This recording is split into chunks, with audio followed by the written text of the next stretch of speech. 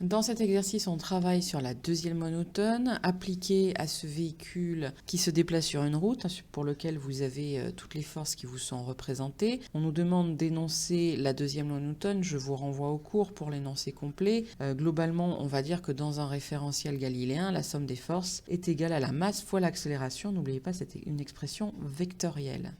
On va utiliser tout de suite cette loi pour déterminer les caractéristiques du vecteur accélération. Alors, quand on demande une caractéristique d'un vecteur, on demande que vous disiez tout ce que vous pouvez savoir sur direction, sens et valeur de ce vecteur.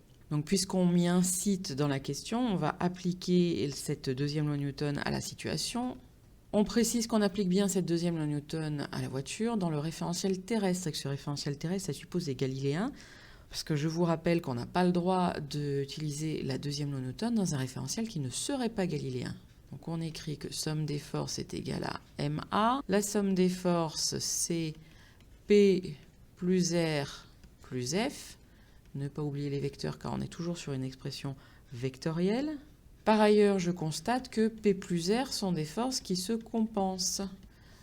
Donc je peux simplifier mon expression et écrire que ma somme des forces est égale au frottement.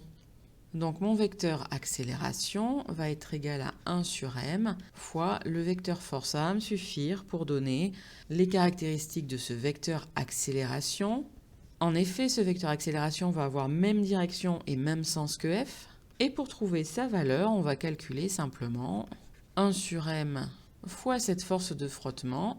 La masse, on nous a dit que la voiture pesait 900 kg, alors que je garde bien en kilogrammes, multiplié par les 300 newtons de cette force de frottement, soit 1/3 de mètre par seconde au carré.